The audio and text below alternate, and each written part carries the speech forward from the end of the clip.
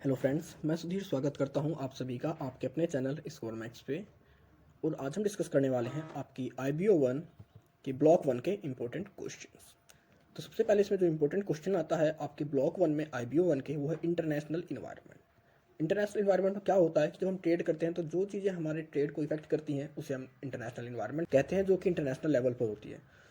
Environment के अंदर दो पार्ट होते हैं, एक होता है आपका माइक्रो और एक होता है मैक्रो।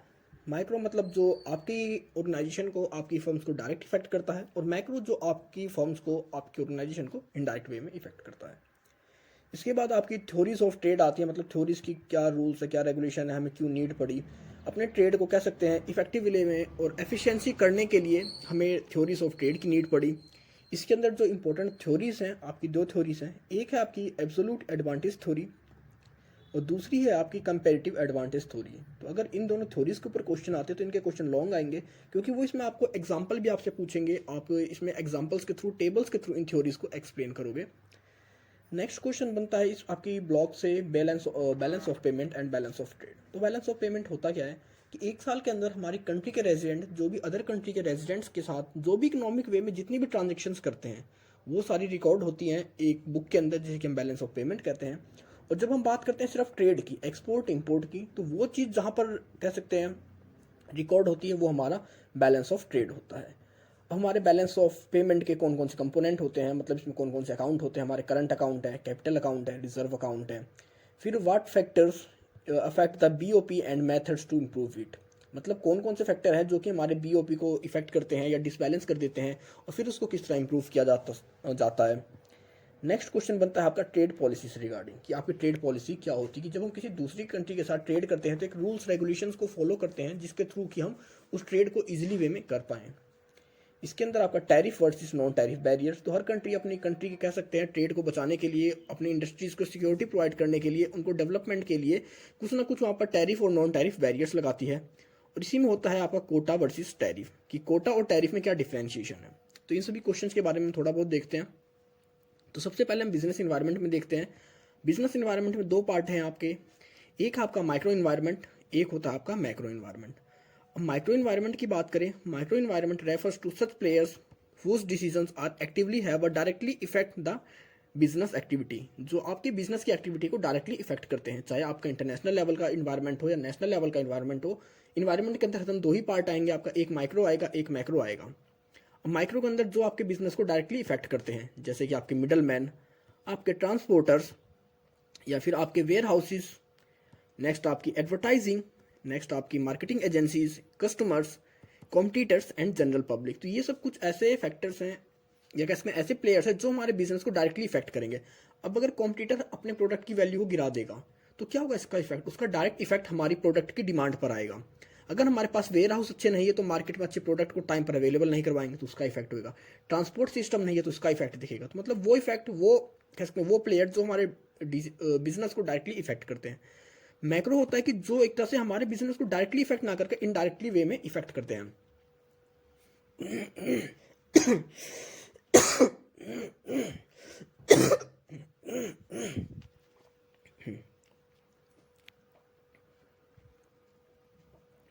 जैसे कि आप किस में हो गए, आपकी किसी भी कंट्री का geographic environment, economic environment, financial environment, social, cultural, political, legal and technological and ecological forces. अब देखिए, अगर किसी कंट्री का कह सकते हैं फाइनेंशियल कंडीशन या वहाँ के लोगों की जो इकोनॉमिक कंडीशन है वो ज़्यादा अच्छी नहीं है, उनकी अगर इनकम कम है, तो इनकम कम है तो वहाँ पर वो आप कह सकते हैं अपना एक्सपेंडिचर भी पैसे कम खर्च करेंगे, जो शॉपिंग होगी, उनका जो एक्सपेंस होता है, एक्सपेंडिचर होता है, वो भी कम होगा। मतलब ये चीज़ें डायरेक्टली आपको ये इफेक्ट नहीं कर रही, लेकिन कहीं ना कहीं ये किसी वे में इनडायरेक्टली वे आपको इफेक्ट करती हैं। जैसे हम ज्योग्राफिक की बात करते हैं, अब किसी कंट्री के अंदर हम कह सकते हैं वूलन क्लोथ्स की मार्केटिंग करना चाहते हैं, वहाँ पर हम वूलन क्लोथ्स को सेल करना चाहते हैं, मैन्युफैक्चरिंग करते हैं, लेकिन वो ऐसी कंट्री हो कि जहाँ का जो ज्योग्राफिकल इन्वायरमेंट हो बहुत ज़्यादा कह सकते हैं हॉट हो, गर्म हो, तो उस कंडीशन में वहाँ का इन्वायरमेंट हमारे बिजनेस को डायरेक्टली इफेक्ट करेगा। तो ये होते हैं आपके इन्वायरमेंट के अंदर दो पार्ट, माइक्रो और मैक्रो। नेक्स्ट बात होती है बैलेंस ऑफ पेमेंट की। तो अगर हम बैलेंस ऑफ पेमेंट की बात करते हैं, बैलेंस ऑफ पेमेंट में be defined as the accounting statement that summarize all the economic transactions between the resident of a home country and the residents of all other country. मतलब एक तरह से economic हमारी जो भी ट्रांजेक्शन्स होती हैं एक हमारी कंट्री के रेजिडेंट की अदर ऑल ओवरऑल वर्ल्ड के रेजिडेंट्स के साथ, और उसको जहाँ पर हम रिकॉर्ड करते हैं, जैसे कि रिकॉर्ड होता है हमारा, ये अकाउंटिंग स्टेटमेंट है balance of payment. A balance of trade. It refers to a country's exports of goods minus its import of goods and services. मतलब अगर हम बैलेंस ऑफ ट्रेड की बात करें तो इसके अंदर हम सिर्फ एक्सपोर्ट और इंपोर्ट को इंक्लूड करते हैं।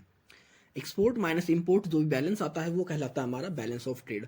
अगर ये माइनस में आता है तो मतलब हमारा जो बैलेंस ऑफ ट्रेड है डेफिसिट में चल रहा है, और अगर इसमें हमारे पास पॉजिटिव बैलेंस आता है तो मतलब हमारा बैलेंस ऑफ ट्रेड कह सकते हैं सरप्लस में चल रहा है। तो आपने देखा कि किस तरह बैलेंस ऑफ पेमेंट एक तरह से ओवरऑल जितनी भी इकोनॉमिक ट्रांजेक्शन होती हैं ओवरऑल वर्ल्ड के रेजिडेंट्स के साथ, हमारी कंट्री के रेजिडेंट की, उन हर तरह की ट्रांजेक्शन को रिकॉर्ड करता है।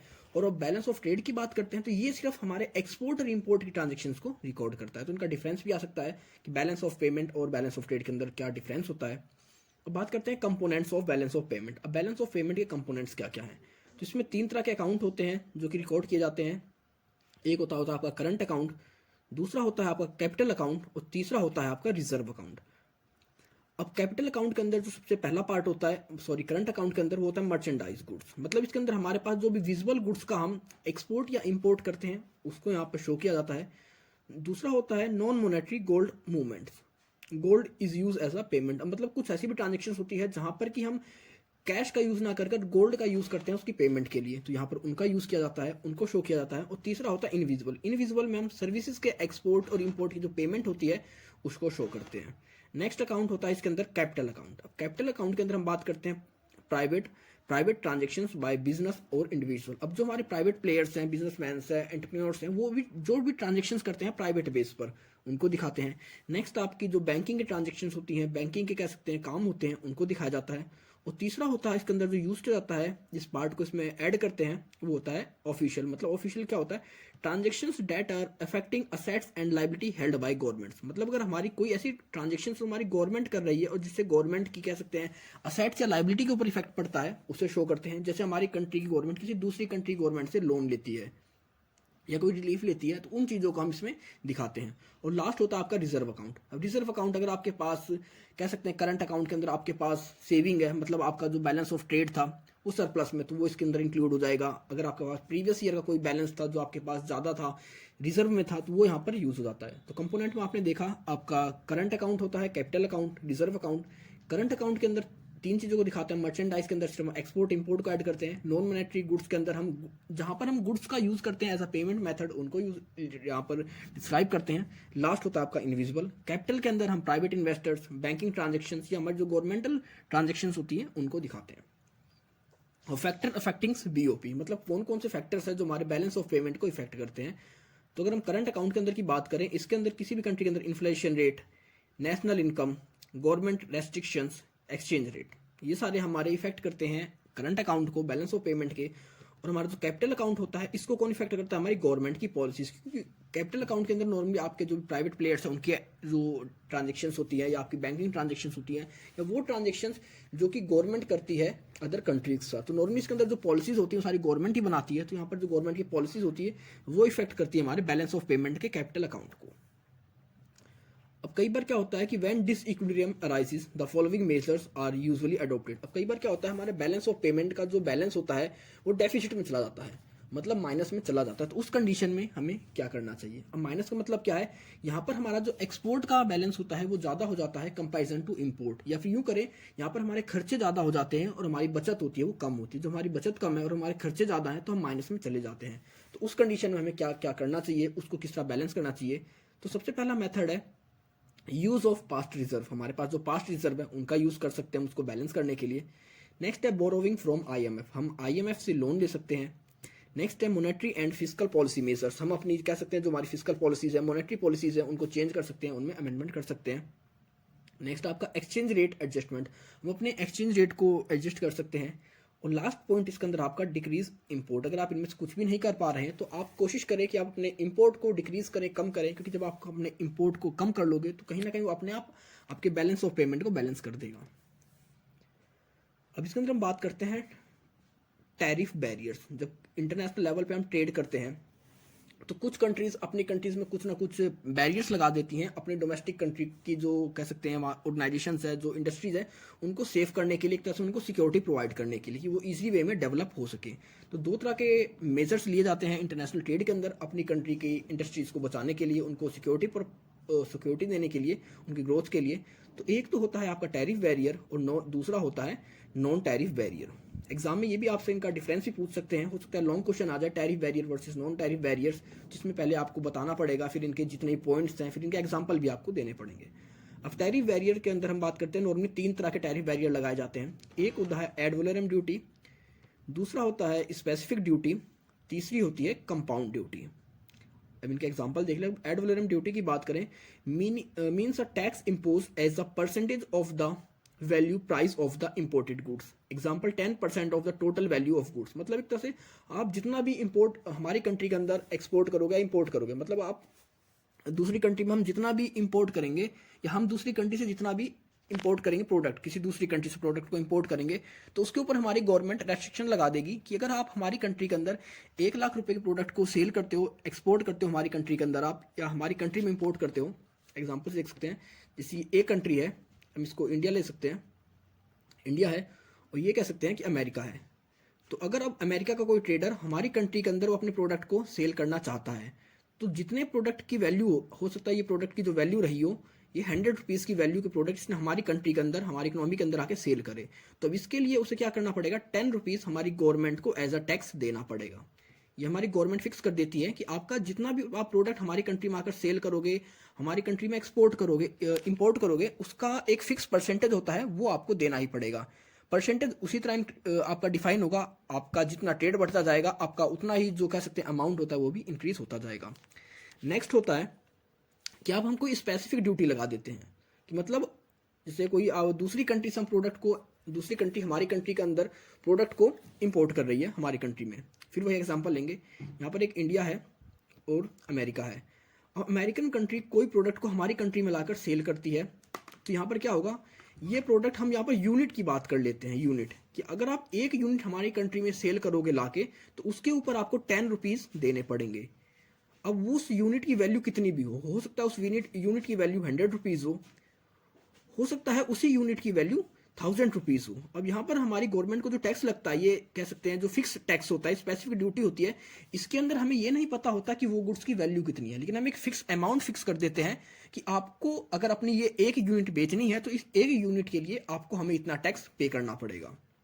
और नेक्स्ट होता है आपका कंपाउंड ड्यूटी। अब कंपाउंड ड्यूटी होती है आपके एड वैलोरम और स्पेसिफिक दोनों को जो कंबाइन करके बनाई जाती है। कुछ एक लिमिट तक कर देते हैं कि अगर आप इस लिमिट तक हमारी कंट्री के अंदर प्रोडक्ट को सेल करोगे आकर, तो उसके ऊपर तो आपको अपने गुड्स की परसेंटेज के ऊपर टैक्स पे करना पड़ेगा, और अगर आप उसके ऊपर कुछ ज़्यादा हमारी कंट्री में सेल करते हो, ट्रेड करते हो, तो उस कंडीशन में आपको पर गुड्स की जो यूनिट है उसके हिसाब से पेमेंट करनी पड़ेगी। तो ये होते हैं जो हम टैरिफ लगा देते हैं, एक तरह से टैक्स लगा देते हैं दूसरी कंट्री के प्रोडक्ट्स पर जो हमारी कंट्री में सेल से ले आते हैं। और दूसरा होता है इसके अंदर नॉन टैरिफ बैरियर्स। अब नॉन टैरिफ मतलब यहाँ पर हमको इनके ऊपर टैक्स या ड्यूटी नहीं लगाएंगे, लेकिन हम कुछ ऐसी रेस्ट्रिक्शंस लगा देते हैं जिसके थ्रू दूसरी कंट्री के प्रोडक्ट हमारी कंट्री में नहीं आ पाते। सबसे पहला होता है कोटा। अब कोटा क्या होता है, fix percentage of export and export by specific license holder. अब हमने जिस एक्सपोर्ट लाइसेंस होल्डर को या जिस पर्सन को लाइसेंस दिया है, हम एक लिमिट फिक्स कर देते हैं कि अगर हमारी कंट्री की तरह हम एग्जांपल ले सकते हैं कि 100 प्रोडक्ट की कंजम्पशन है, हमारी कंट्री एक साल में 100 प्रोडक्ट का कंजम्पशन कर देती है, तो हम फिक्स कर देंगे कि आप सिर्फ इसके अंदर 10% ही या सिर्फ 10 प्रोडक्ट ही दूसरी कंट्री से इंपोर्ट कर सकते हो। तो यहाँ पर एक तरह का बैन लग गया कि हमारी जो टोटल डिमांड है उसका सिर्फ 10% ही दूसरी कंट्री से हमारी कंट्री में आ सकता है, 90% हमारी खुद की कंट्री का होगा। दूसरा होगा सब्सिडीज, जो नॉन टैरिफ बैरियर आती है। Rebate in duties. अब हम अपनी कंट्री की जो कंपनीज हैं उनको रिबेट दे देते हैं उनकी ड्यूटीज के अंदर, कि जब दूसरी कंट्री की कोई हमारी कंट्री में कोई कंपनी आई अपने प्रोडक्ट को सेल करने, हो सकता है उसका प्रोडक्ट 100 रुपीज़ का था, लेकिन अभी हमारी कंट्री की जो गवर्नमेंट है, हमारी कंट्री के जो मैन्युफैक्चरर्स है, उनको कुछ टैक्स में रिबेट दे दी गई, और उस रिबेट की वजह से हमारी कंट्री में वही प्रोडक्ट जो हमारी कंट्री बना रही है वो 90 रुपीज़ का हो गया। तो मतलब ये दूसरी कंट्री का प्रोडक्ट हमारी कंट्री में एंटर तो कर गया, लेकिन सेल नहीं होगा, क्योंकि हमारी कंट्री के जो मैन्युफैक्चरर्स हैं उनको रिबेट के थ्रू अब वही प्रोडक्ट 90 रुपीज़ में मिल रहा है, और उसी प्रोडक्ट को 90 रुपीज़ में मार्केट में अवेलेबल करवा देंगे। नेक्स्ट होता है technical standard and health regulations. अब टेक्निकल स्टैंडर्ड के अंदर होता है कि हर कंट्री कह सकते हैं कुछ रूल्स रेगुलेशन बना देती है कि अगर आप हमारी कंट्री में आकर ट्रेड करते हो, हमारी कंट्री में अपने प्रोडक्ट को इंपोर्ट करोगे, तो आपको हमारे इन स्टैंडर्ड्स को फॉलो करना पड़ेगा, चाहे वो हेल्थ स्टैंडर्ड हो सकते हैं, टेक्निकल स्टैंडर्ड हो सकते हैं। अगर जब तक उनके प्रोडक्ट उन हेल्थ स्टैंडर्ड को या टेक्निकल स्टैंडर्ड्स को क्लियर नहीं करते, कोई सर्टिफिकेशन नहीं ले लेते, तब तक वो हमारी कंट्री के अंदर अपने प्रोडक्ट को आगे सेल नहीं कर सकते। नेक्स्ट है anti dumping duty. Anti dumping क्या होती है? कई बार दूसरी कंट्री की गवर्नमेंट अपनी कंट्री की कह सकते हैं इंडस्ट्रीज को सपोर्ट करने के लिए उन्हें बहुत ज़्यादा रिबेट दे देती है और कहते हैं कि आप दूसरी कंट्री में अपने प्रोडक्ट को सस्ता कर सेल करो, जिसके थ्रू कि वो हमारी कंट्री में आकर हमारी मार्केट को एक्वायर कर सकें। और इसमें जो दूसरी कंट्री के कह सकते हैं जो मैन्युफैक्चरर होता है, उनको जो लॉस होता है हमारी कंट्री में सस्ते में बेचने पर, उस लॉस की जो पेमेंट होती है वहाँ की गवर्नमेंट करती है। तो अगर ऐसा कोई प्रोडक्ट देखा जाता है हमारी इकोनॉमी के अंदर, तो उसके ऊपर एंटी डंपिंग ड्यूटी लगाई जाती है, मतलब उतना कॉस्ट में ऐड कर दिया जाता है जितना कि वहाँ की गवर्नमेंट ने उसको ऐसे रिबेट दिया था। नेक्स्ट है आपका government procurement favour for local goods. अब गवर्नमेंट प्रोक्योरमेंट भी हो सकती है नॉन टैरिफ बैरियर के अंदर। जैसे कि आजकल हम बात करते हैं आत्मनिर्भर भारत की, तो हम मैक्सिमम जो यूज़ कर रहे हैं कि हम आत्मनिर्भर बने, हम उन्हीं प्रोडक्ट का यूज़ करें जो मेड इन इंडिया हो। तो क्योंकि हमारी गवर्नमेंट एक तरह से ओपनली नहीं कह सकती कि हम अपनी कंट्री के अंदर किसी दूसरी कंट्री के प्रोडक्ट को नहीं आने देंगे या रेस्ट्रिक्शन लगा देंगे, लेकिन हमारी जो गवर्नमेंट की पॉलिसीज होती हैं या जो हमारा फेवर होता है लोकल गुड्स के लिए, वो कहीं ना कहीं दूसरी कंट्री के प्रोडक्ट्स को रोक देता है। तो ये थे आपके tariff barriers versus non tariff barriers. अगर इनके बारे में आपको और कह सकते हैं डीपली पढ़ना है, तो आप वीडियोस के अंदर या कह सकते हैं जिस यूनिट का ये क्वेश्चन है उसके अंदर आप जाके इसे देख सकते हैं। नेक्स्ट होता है आपका कोटा वर्सेस टैरिफ। आपका कई बार इसमें डिफरेंस पूछ लिया जाता है कि कोटा क्या होता है और टैरिफ क्या है, इन दोनों में डिफरेंस क्या होता है। तो अगर हम इनके अंदर डिफरेंस की बात करें, there is no change in value of price. तो कोटा के अंदर क्या होता है, हमारी जो प्रोडक्ट की वैल्यू होती है उस पर कोई भी इफेक्ट नहीं पड़ता, लेकिन टैरिफ के अंदर हमारी प्रोडक्ट की वैल्यू के ऊपर इफेक्ट पड़ता है। रिवेन्यू, कोटा के अंदर हमारी गवर्नमेंट को कोई रिवेन्यू नहीं मिलता, लेकिन टैरिफ की वजह से हमारी गवर्नमेंट रिवेन्यू अर्न करती है कि जब ड्यूटीज लगाएगी, टैक्सेस लगाएगी, तो वो अर्न करेगी। अब बात करेंगे quota is more effective to protective measure. अब कोटा की वजह से क्या हुआ, हमारी कंट्री में एंटर ही नहीं कर सकते, लेकिन टैरिफ जो है लेस इफेक्टिव होता है कि मतलब वो हमारी कंट्री में एंटर तो करेंगे, बेशक उनके प्राइस थोड़े बहुत इंक्रीज हो जाते हैं। अब फ्लेक्सिबिलिटी की बात करते हैं, जो कोटा होता है उसको इजीली लगाया और हटाया जा सकता है, क्योंकि हमारी गवर्नमेंट की एक स्पेसिफिक पॉलिसी आई कि इस प्रोडक्ट को एंटर करना है मार्केट में, इसके ऊपर से आप कह सकते हैं अब आपकी परसेंटेज बढ़ा दी गई, तो वो इजीली लगाया जा सकता है। लेकिन जब हम टैरिफ की बात करते हैं तो एक तरह से परमानेंट मेजर होता है और उसको इजीली चेंज नहीं किया जा सकता। उसको चेंज करने के लिए आपको रूल्स रेगुलेशन कह सकते हैं, रूल रेगुलेशन जो पब्लिश करने होते हैं उनमें काफ़ी टाइम लग जाता है। Excepting by GATT and WTO। GATT and WTO do not approve quotas in general. तो हमारा गैट और WTO है, ये हमारे कोटाज को अप्रूवल नहीं देता, मतलब इसकी नज़र में ये जो कोटाज अलग अलग कंट्री यूज़ करती हैं ये वैलिड नहीं है ट्रेड के लिए। And WTO and GATT approve tariff for controlling imports. लेकिन हमारा जो टैरिफ है इसको WTO और गैट दोनों की अप्रूव करते हैं अपनी कंट्री के इंपोर्ट्स को कंट्रोल करने के लिए। तो गाइस ये आपके ब्लॉक 1 के इंपॉर्टेंट क्वेश्चंस थे। तो अगर आपने अभी तक मेरे चैनल को सब्सक्राइब नहीं किया है तो इसे सब्सक्राइब कर लें, जिससे कि आपको नेक्स्ट ब्लॉग्स के इंपॉर्टेंट क्वेश्चंस और आने वाली वीडियोस की अपडेट्स मिलती रहें। तो मिलते हैं जल्दी एक नई वीडियो के साथ, तब तक के लिए take care, good bye friends.